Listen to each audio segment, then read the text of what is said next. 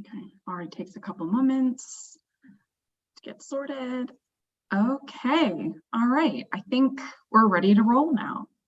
So thank you everyone for joining us today for this week's monsoon seminar. I believe we're on schedule A for this week. And joining us this week, we have Dr. Catherine Badgley from the University of Michigan.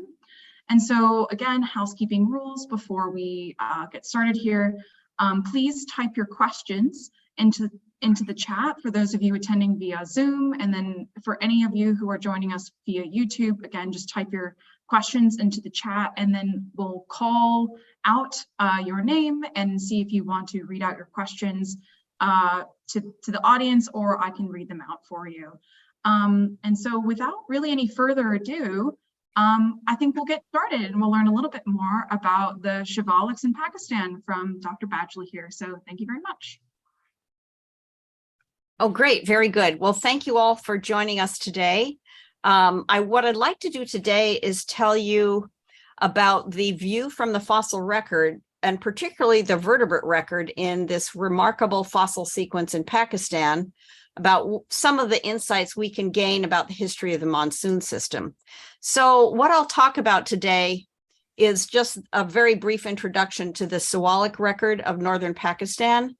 And then I'll talk a little bit about how those of us who've worked in the field there over many decades, how we study the paleoenvironmental history of this record. And then I'll focus in on changes in the diversity of mammals and the ecosystem properties of the places that these mammals were living from the middle to the late Miocene in the Siwalik record.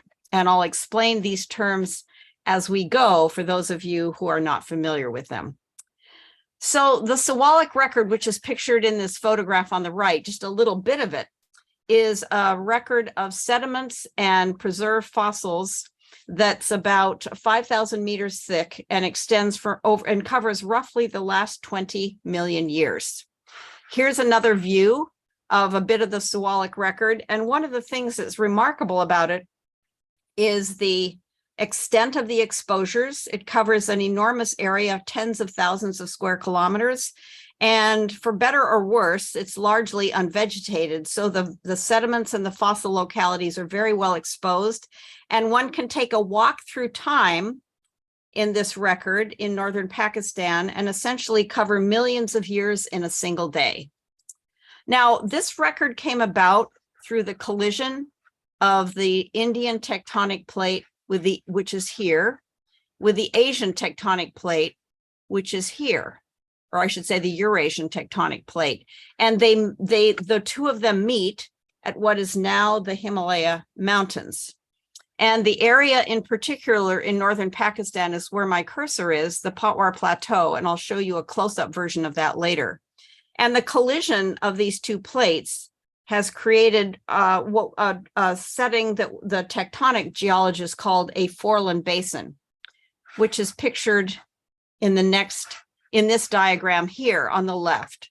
So in this foreland basin setting, on the left, we have the rising mountain range from the overriding tectonic plate.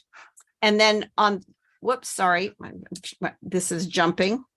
And on the right, we have the underthrust plate.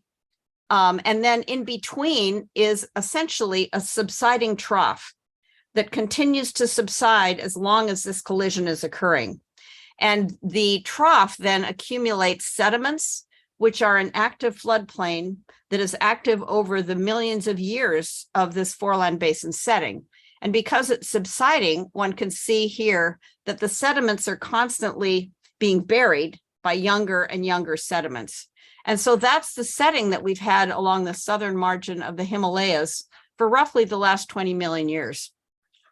Now, these sediments are especially well exposed in the air where this arrow is pointing on this Landsat image of Pakistan, in an area called the Patwar Plateau that is bounded on the south by the Salt Range and then on the north by the foothills of the current Himalayas. And then in a group of us that that are based at several universities in the United States, currently at Harvard University. I'm now at the University of Michigan, at the Smithsonian Institution, at the University of Utah, and then with many collaborators in other countries, and especially with the Geological Survey of Pakistan, we have been working in the field area of the Patwar Plateau since the mid-1970s, up until the early 2000s.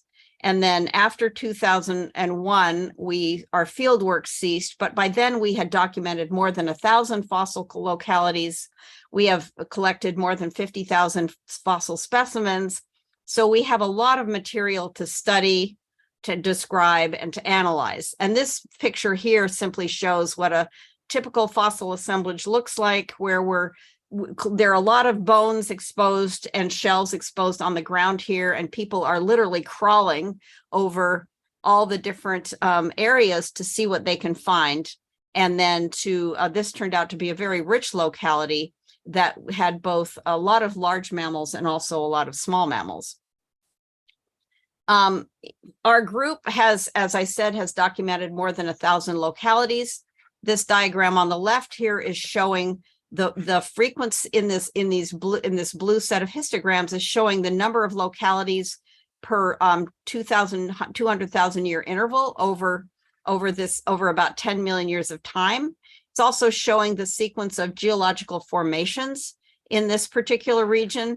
And then we use paleomagnetic stratigraphy to estimate the ages of the individual beds and the fossil localities contained in them. And on the right, we see a slightly more detailed view of the paleomagnetic stratigraphy from a particular stratigraphic section, documented by both the stratigraphers as well as those who are collecting samples that then go into an analysis of the magnetic polarity. And we see the way that's correlated to the geomagnetic timescale on the right. And the fact that during this period of time, there were many magnetic reversals in Earth history means that we have many, many timelines that can be correlated, drawn out into our section that gives us very precise age control over our localities and the fossils that are contained within them. Now, most of us who study as paleontologists who study this fossil record study mammals, although I should mention that there are, in addition to mammals, there are crocodilians, there are turtles, there are fish, there are mollusks, and unfortunately in our sequence, virtually no plant fossils. But in Sewalik deposits to the east, in India and Nepal, there are very good plant fossils, and there's a nice literature about the sequence of vegetation zones that have happened based on those records. But in our sequence, we are overwhelmingly dominated by mammals, mainly because we have a record of what were floodplains that were land surfaces over much of their history. And over the record of from about the 12 million years shown in this particular diagram, we have more than 300 species of mammals documented in belonging to 50 different families, taxonomic families of mammals. And what we see here is the stratigraphic ranges from the first occurrence to the last occurrence for 202 lineages of large mammals. And when I say large mammals, I'm speaking about mammals that weigh more than 1 kilogram as adults. So that's something for those roughly the size of a very small house cat and larger. And the very thin lines show our estimates of the actual first occurrence based on the number of gaps in the fossil record of each lineage. This is essentially using a kind of confidence interval approach to try to extend these the observed records in taking into account the fact that the fossil record is incomplete. And so we see this huge amount of coming and going of large mammal lineages over 12 million years. And I'll give you some summary sort of distillations of this pattern in a few minutes. Now, what I'd like to do now is to switch gears and tell you how we infer aspects of paleoenvironmental history from this particular fossil record. And the principles that I'm going to describe here would really work for any good fossil record, but these are the methods that we have developed studying the Sewalik record. So we look at the characteristics of the rocks themselves, what we call the facies characteristics, and these include describing the lithology, the post-depositional features, the lateral and vertical relationships of lithologies, and these characteristics are the basis for inferring the sedimentary environments, the variation in environments across the whole landscape, and to some degree, the vegetation at the time. Particularly, we get information about the vegetation from looking at features of ancient soils, which are some of the post-depositional features that are very common in this record. Second, the fossils themselves convey a lot of information about the nature of themselves, as well as about the whole ecological community, through their body size, through their dietary habits, through their locomotor habits, all these different aspects that we can infer from the fossils that tell us something about the nature of the original living animals and how they lived when they were alive. And third, we look at all the different kinds of fossils that occur together.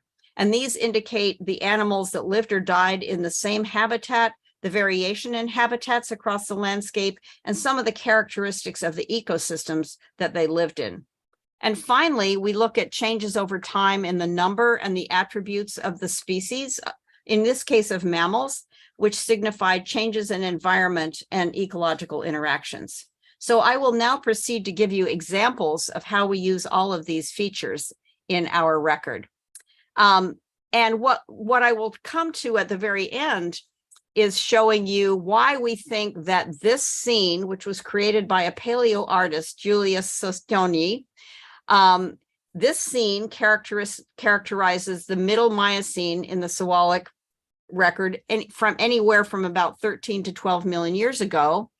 And you'll see that there's an amazing amount of detail here in terms of the vegetation, the wetland here that has crocodilians and giant snakes coiled up in it, that we see primates in trees, that we see birds flying over this little pond, that we see a lot of animals in trees here and a lot of animals kind of hiding under bushes, and we see very thick vegetation. In contrast, 5 million years later, this is the scene that that our fossil record tells us was what the environment was like. Most of the trees are now gone. We have a different suite of animals living on the landscape. Water is much more scarce. And I'll come back to many of these details after I've given you more of the evidence that we use to reconstruct these scenes. So returning to the 4 different ways in which we study the record, I mentioned the facies characteristics of the sediments. And this scene here is from one of our richest localities. And we've studied this in centimeter by centimeter detail, looking at all the different layers that are presented here. And I've given you very brief descriptions of some of the data that we found. We see thin sheets of conglomerate in the foreground. Then we see sandstone and mudstone that are interbedded, quite laterally variable. And above that, we see mudstone that has a lot of soil features. If you dig into it with a hand and look at it with a hand lens, you see evidence that there were burrows, that there were roots, that there was layering that we see, for example, in modern soils. And so all the data that we've assembled for this particular locality would lead us to interpret this sedimentary environment as that of a channel that has been abandoned with both ponds and dry banks, and an area that would have had lush vegetation that would have attracted a lot of animals to it to come and to eat, to just hang out, and also would have attracted predators to come and kill some of them and leave their carcasses on the banks of these ponds.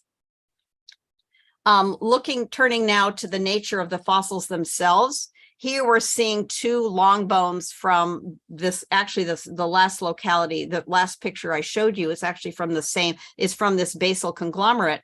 We're looking at the foreleg bones of a giraffe here and of an antelope here. And we can look at the features of these bones allow us to identify what species they come from, but in the length and the width and the shapes of the articular surfaces at the ends tell us something about the body size and the style of movement of these animals. And from that, we can tell quite a bit about how these animals lived and also what kinds of animals live together.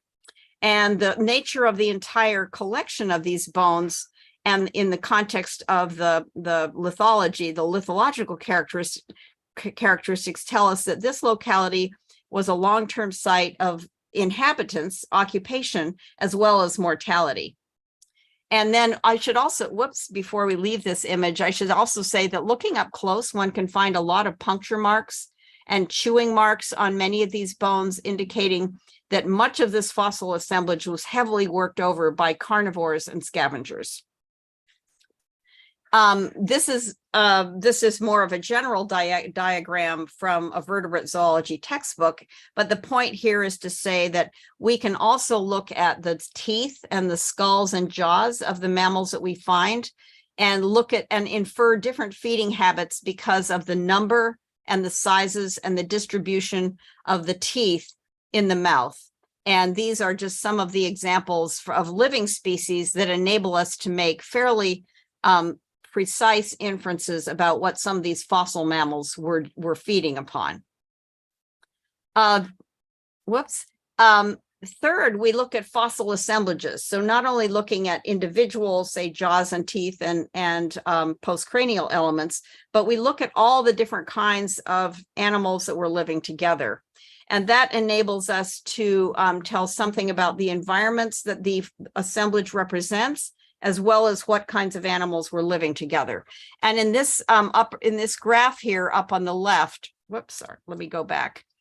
We see in black, we see the fossils found at in a major channel fill.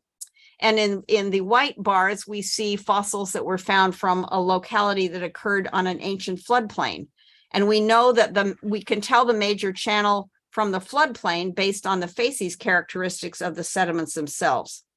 And for this particular example, we are seeing that the major channel has a very high representation of aquatic vertebrates, and only if that's the crocodiles, the turtles and the fish, as well as a modest representation of terrestrial animals.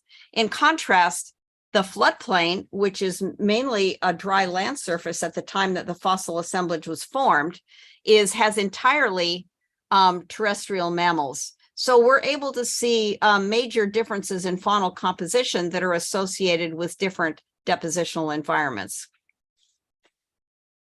Then finally, we look at changes over time. And this is a figure that I just put together for a paper I'm working on just a month ago. Let me just take a little bit of time to show you what you're looking at. In addition to a lot of bright colors, what we're looking at here is the number of species recorded at every 200,000 year intervals over almost 12 million years of history. But what each species is now assigned to a family or a higher taxonomic unit, and that's what the colors represent. And we have about 25 of them here. These are all the large mammals that are documented in our record. And so I won't go through all of these individually, but we have everything from, say, hominoids, which include some of the ancient great apes, to various very large rodents, to a number of kinds of carnivorous mammals, the proboscideans, the ancient elephant relatives in this very dark green, then a whole series of ungulates that are very, very common in our record. So what we see if we look at the patterns over time is we see that the record started with very low species richness that increased rapidly about 14.5 million years ago, rose to a peak around 12 million years ago, dipped a little bit, rose to a secondary peak, and finally tapered off toward the end of our record. And these arrows indicate through a statistical analysis of the changing faunal proportions, the times that have especially significant amounts of change from one 200,000 year interval to the next. And we see that those are heavily concentrated around 10, in this in this graph about 10.7 million years ago and about 7.3 million years ago. So this is the view of taxonomic richness and composition. And now if we look at the very same species, but now we're looking at their ecological attributes, not their taxonomic names. So that's why the overall pattern is very similar, but the colors and the organization are different. And what these codes mean on the right are each one of these colors refers to a joint size feeding category. So every species is assigned to a bin that includes a body size interval plus a dietary category. So for example, here in this purple, we're seeing this purple here, this light purple, we're seeing small-bodied frugivores. If we look at the darker purple, we're looking at medium-bodied frugivores. And the reason for doing it this way is because two of the most important features of any mammalian species are its body size as an adult and its dietary category. Those tell us a huge amount about the ecology of that animal. So by being able to combine those into a single category, what we call joint categories, then we are able to capture a lot of information about the nature of these mammalian assemblages and how things changed over time. And, you know, just looking at the diagram as a whole, you can see that some colors are coming and going. And sorry, let me jump back to for example, this red one appears around 14.5 and didn't last till the end. Others come early and disappear early. And then others continue throughout, but their proportions change enormously. And the arrows at the top indicate, again, through a statistical analysis, times of especially high faunal change. And we're seeing that these are, for the ecological structure of these mammalian faunas, we're seeing these occurring at 14.5 million years ago, around 11 million years ago, and also around 7 million years ago. So some overlap with the change in species richness of the taxonomic composition, and some that are different. Another kind of information that we've devoted a lot of time to in our record is looking at changes over time in the stable isotopes, especially of carbon in the teeth of mammalian, especially ungulates. And so what we're seeing in this diagram here is two different kinds of information. First of all, I'll say that time now is on the vertical axis, and we're seeing the delta 13C stable isotope axis on the horizontal. And the brown circles in this diagram represent samples of ancient soils. These are where we see carbonate nodules in ancient soils, and these occur over much of our sequence. And then the green diamonds represent the measurements of hundreds and hundreds of mammal teeth from where we look at the enamel, which preserves the original carbon isotopic signal from the time the enamel was laid down in the mouth. And what we're seeing in this pattern is that for several million years, we had very depleted values of these stable carbon isotopes, and they correspond to forest and forest vegetation and woodland vegetation in what is called the C3 metabolic pathway, which characterizes most trees and shrubs today and cool season grasses. And then around 8 million years ago, we started to see a big expansion, both in the paleosols and also in the mammalian enamel of the delta C13 values. And these are telling us that a new kind of vegetation is moving into the landscape, especially, sorry for this jumping, especially C4 plants, which are largely sedges and grasses, especially grasses that live in very warm climates.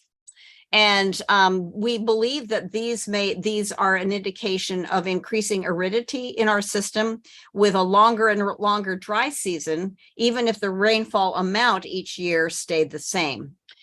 These dashed lines here represent intervals in the zoologic record where a group of geologists took sampled paleosols laterally over tens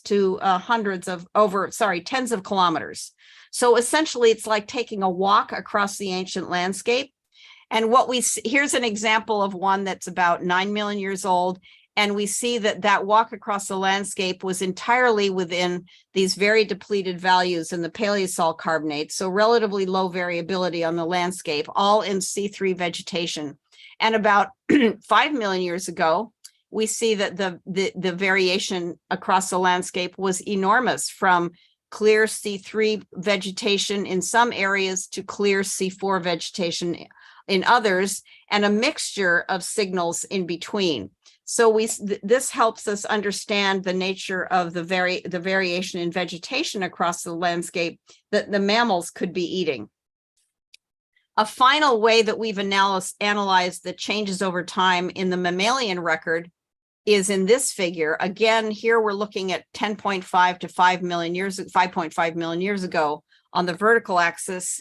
And then each one of these lines represents a single lineage of mammal, single species, and the colors represent a color-coded carbon isotopic composition of their enamel. So the dark blue and the green represent the very depleted values that would indicate pure C3 vegetation. The yellow represents those animals that would have been eating both C3 and C4 vegetation. And the very light orange represents animals that would be eating a pure C4 diet. And the other thing we've done is to group these species according to their dietary habits. And so we're looking over here, we're looking at the animals that are fruit eaters. Here are the leaf eaters, the broadleaf eaters. Here are the mixed feeders, and here are the grazers. So what this is showing us is that over time, during this transition from the C4 vegetation to the C3 vegetation in the older intervals to the C4 vegetation in the younger intervals, we see a systemic dropping out of all those species that rely on fruit year-round, which are mostly arboreal species. So we're also seeing here the evidence of the loss of forest. We're also seeing a systematic loss in those species that rely on broadleaf vegetation year-round, which is those that are mostly looking at the understory of forests, where you have a lot of small shrubs and ground vegetation that other than grass. And then here, those animals, and so by about 6 million years ago, almost all the frugivores and browsers have dropped out completely. What persists are those animals that are eating a mixture of grass and broadleaf vegetation, as well as those that are pure grazers. So we're seeing a very selective set of local extinctions according to that seem to be tracking the changes in the vegetation that the paleosols are documenting in the zoologic record. And then I just wanted to mention that much more recent work looking at sediments of the Indus Fan is looking at biomarkers and a whole series of things like charcoal particles that are coming down the Indus River and that are preserving some of this environmental history. So we're looking here at evidence of carbon isotopes from between 10 and 6.5 or 5.5 million years ago, charcoal lengths, hydrogen isotopes, lignin compounds here, and then two sets of temperature estimates from the deep sea record as well as from the Indus Fan. And these are largely supporting the kinds of evidence that we have seen from studying the zoologic record themselves. Here, the brown data points are those that are coming, that are essentially showing us bits of the zoologic record that are coming out to the sea by the rivers that are coming from the Potwar Plateau and places to the west. Whereas these blue data points are what is the Aeolian component that's coming off the Indian subcontinent farther to the east. So it's very interesting to see the way this marine record, which is picking up different components of the environmental history of the whole Indian subcontinent, is supporting the terrestrial the record that we have documented exclusively from the zoologic sequence itself. So returning then to these scientific illustrations, what we're able to see by looking at the facies, by looking at the individual mammals, by looking and the other vertebrates, and by looking at the assemblages together, as well as the stable isotopes, is that we have evidence that the early part of our record was essentially a lush forest ecosystem with a lot of wetlands, a lot of wetland animals that lived either semi-aquatic or fully aquatic for their lives, and that we had a high canopy with animals living from the ground, burrowing on the ground itself, and some animals spending, like some of these small mammals, spending much of their lives in the canopy, and things like the hominoids being up in the canopy as well.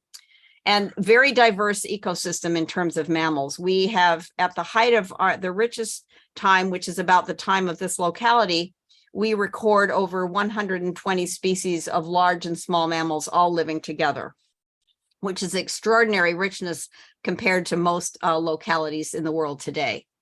By 5 million years later, though, we see at around 7 million years, we see evidence of the fire on the landscape, which is shown in the very far background here by these clouds billowing up from the grassland. We see evidence of high seasonal aridity. So this is this particular scene is meant to be the beginning of the dry season while the waters are retreating and aquatic animals are coming out to scavenge carcasses on the floodplain here. We see a landscape dominated by grasses rather than trees. There are still a few trees on the landscape, but most of the arboreal species are gone. Most of the species that remain are either eating the sort of sparse vegetation offered by trees and occasional shrubs, but many species are essentially grass eaters at this point. So in summary, just this very brief overview, this Sewalik record of Pakistan is an exceptionally long, continuous record of ecosystem change. And with our tools of paleoecology, we utilize information from sediments, from fossils, and from fossil assemblages to reconstruct the past environments and to evaluate causes of vegetation and faunal change. And our particular record in the Patwar Plateau documents a major change in climate, vegetation, and mammal diversity, particularly in the late Miocene, when forest ecosystems changed to monsoonal grasslands. And so while we don't have, I would say, so much direct evidence of the history of the monsoon itself, we see at least an intensification of the monsoon in this late Miocene part of our system. And by the end, we see evidence for the kind of monsoonal ecosystem that we find in eastern India today, where we have these monsoonal grasslands that are enormously productive, but have a very long dry season. In some of these places today, we have 8 or 9 months of dry season, even though there may be 3,000 millimeters of rainfall per year. So that's a very unusual situation. And we think that these developed in the late Miocene in this particular record. I would like to acknowledge some of my major collaborators on the left here, some of the folks who've worked along with me in this wonderful record in Pakistan over many decades. And also thanks to the Geological Survey of Pakistan and the Pakistan Natural History Museum that house many of the fossils that we've collected and were our collaborators throughout this remain our collaborators throughout this process. The people of Pakistan who welcomed us generously when we were there, and then 2 of the funding sources that supported this work. And thank you all for participating and listening. And I'm happy to take questions. I'll just mention that this is another one of the illustrations that our scientific illustrator did, giving us an aerial view of what this ecosystem would have been like, particularly during its lush forest woodland phase. So roughly, let's say about 10 million years ago. And so I am yours to answer questions. Fantastic talk. Thank you. And You're welcome. amazing illustrations. They're fabulous. So I can already see that we have one question in the chat here from Peter Clift. Peter, Oh, great. Would you like to ask your question out loud? I would. So I understand the change in the fauna and the flora you're looking at, but I'm wondering if this helps us identify how monsoonal the climate was. Mm. Do you think the earlier forested is strong monsoon, or is it just tropical? Well, certainly tropical, or at least subtropical. We have done some serial sampling of mammal teeth to try to get some sense of the seasonality in teeth that would have formed over a year. And this would be proboscidean teeth or horse teeth. Unfortunately, our horse tooth record doesn't start till quite late in our sequence. And we do see that there is still some seasonality of precipitation, even with the forest ecosystem, but it becomes much more pronounced from 9 to 6 million years old in the later fossils. So we are seeing evidence in that way for an increase in the seasonality of precipitation in the late Miocene in particular. So I was sort of interested to see that the beginning of your record, like essentially at similar the time of the mid-Miocene climatic optimum, that's relatively low diversity. You know, it's a fascinating, I'm glad you noticed that. And it's something we've scratched our heads about quite a lot. And I've come to think of that as a period when it was warm enough that it was actually inhospitable for a lot of species, just the way we're seeing global warming causing a lot of geographic range shifts today, either to higher latitudes or higher elevations. I think that during some of that time, it would have been the temperatures would have been warm enough that they would be very close to the physiological thermal maximum for many mammals. So it's curious that that particular time in our record has a lot of small mammals that would have been able to burrow or find microhabitats that were cooler. And it has some medium-sized mammals that were on the very small side that are mostly that would have lived under a closed canopy. So they were always in the shade. And then it has a few very large mammals, which are very likely to have migrated during the year out of the floodplain altogether. And the huge diversity that comprises the bulk of our record later only comes in during the cooling that happens after the Miocene climatic optimum. All the medium-sized antelope that form, for which we eventually get antelope and a group called tragulids, which are kind of deer-like animals that were very, very diverse in the Miocene, but are very sparsely represented today. And those animals become very, very common and diverse around 14.5 million years ago and onward, but very little before then. So we used to think that it was just poor preservation in the early part of our record. But when I started looking at the localities in more detail, I realized many of them are very rich, and they have the number of specimens that could easily provide us with many more species, but they don't. I'm starting to think that's a true signal of low diversity, and that for subtropical and tropical locations, the middle Miocene climatic optimum was not an easy place to be a mammal, where our physiological thermal limits are very close to our lethal limit. They are not really an optimum at all, really, just a maximum. No, I've always thought it was misnamed because it would have been, we would have all found it very uncomfortable. It's just, I don't know, it's the human desire for warmth somehow, but warmth can be excessive, as we're finding in many parts of the world today. I live in Louisiana, I know, man. Right. So actually, I know there's another question. I just want to ask one other question. Is there any difference in the sedimentary facets, the types of the river sediments you see between the earlier forested and the later grassy fens? Well, the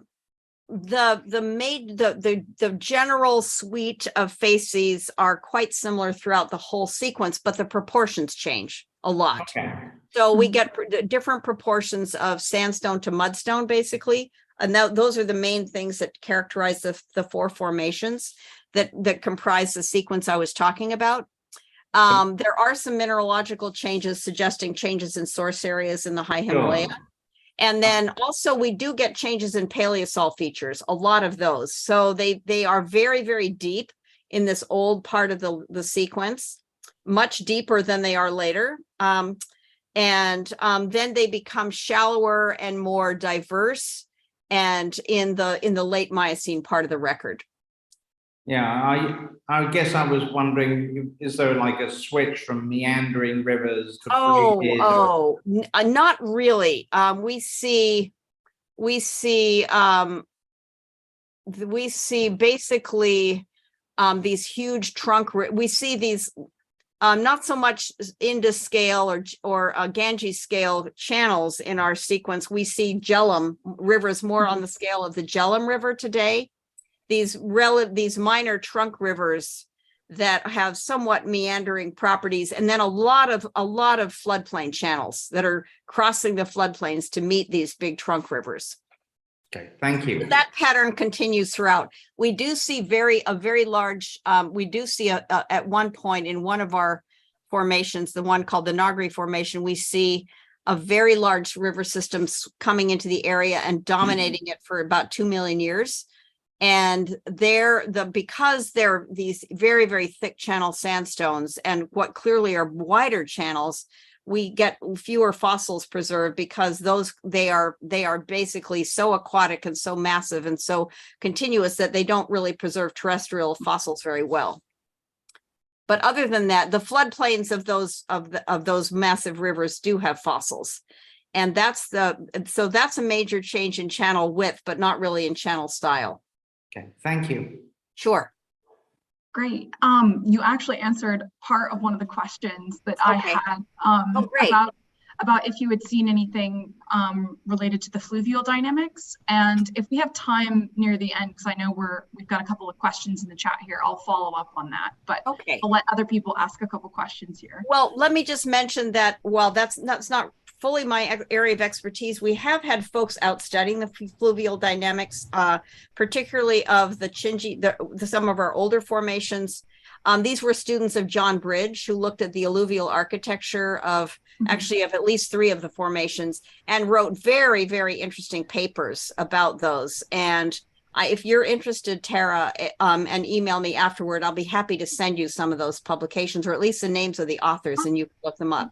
Yeah, great. Thank you. Yeah, it was relating to that and any like big biogeographic corridors that have been studied. Wow. I mean, that's a wonderful question, and one that we would, and it's really important. You know, biogeography is really my favorite subject, and we have some information about biogeographic corridors. We're very impressed by the Himalayas as a potential barrier to dispersal, both in and out of these what we consider the ancient Siwalik ecosystem. We do see quite a few immigrant species over our sequence, but probably not as much as if there were no mountains there. We do see certain periods where a lot of immigrants come through at once, and other times where there are very few.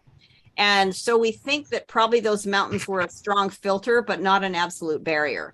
And in some cases, we have good enough species resolution on both small mammals and large mammals, and a dense enough fossil record that we can say with some confidence that such and such a species first appeared in East Africa and then later appeared in the Siwaliks, or vice versa. It first appeared in the Siwaliks and 3 million years later shows up in either Saudi Arabia or Egypt or East Africa, or shows up in Myanmar or Thailand. So we do have, in some cases, with very well sampled parts of our faunas, we can say with some confidence where the earliest occurrences were, and if they're outside our system, when the animals dispersed in. And in some cases, we see that the Indian subcontinent appears to be the origin, and animals dispersed out, mostly east and west, but not very little to the north. We do see very little exchange with Chinese faunas until the very latest Miocene and into the Pliocene. Cool. Wow. So that barrier appeared to be much stronger to the north than it was to the east or the west. Yeah, it's just a great big foreland basin where Yes. barring giant rivers, basically you That's can right. funnel species through there, maybe up to a certain point or during certain intervals. Yes. Fantastic. I think this might have touched upon one of the questions I see in the chat. But before I get to that, maybe I'll ask that one in a second, and I'll make sure I'll get to the first question here. So, Top on Chopper 40, you asked a question in the chat. Would you like to read out Yes, your question? yes. Okay. Yes, there is some typing error. My question is quite different from excellent talk that Dr. Badgley has given. Thank you But very much. I do work in the very easternmost part of the Shualiks in the eastern India and eastern Nepal. Wonderful. Terrific. And what we see from there, I'm a sedimentologist and not a vertebrate paleontologist, but what we see from the record is there is less and less number of vertebrate fossils as we move to the eastern Nepal and eastern India. Now, I just seek your comment, since you are trying to talk about the paleobiogeography and the climatic changes. Do you have any comment why this happens as we move to the east? If I understand you comment on correctly, that? yeah, you're saying there are fewer terrestrial vertebrates and more aquatic vertebrates? Right. Yes, I've noticed that as Exactly. well from the publications of colleagues who've worked particularly in the Nepal Sewaliks.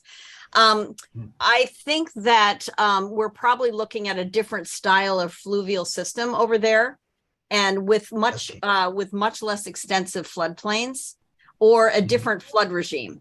Because, in order to have a terrestrial ecosystem, for example, the way we see in this particular image, we need to have dry land surfaces for, months and months of the year after year after year. Otherwise, it's just going to be an ephemeral occurrence of terrestrial species, even plants. So, I think, not having studied the Nepal sequence myself, I hope, I would love to do that someday. I think that we're seeing a difference in the broad facies characteristics of those formations. And so it means that the Nepal Sewaliks and the Eastern India Sewaliks will be a very interesting place to study different river dynamics, and also see places that are much more positive habitats for aquatic vertebrates, which have actually a very, very good record in our Sewalik system as well. It's just, that's not my area of expertise, but we have colleagues who've studied them quite a bit, and they have, remarkable diversity that's well worth study. Thank you very much. Thank you very much for your comment. I mean, it broadly coincides with my own observation from the sediments. It must be a different system over there. Yes. Thank you very much. Thank you. Sure.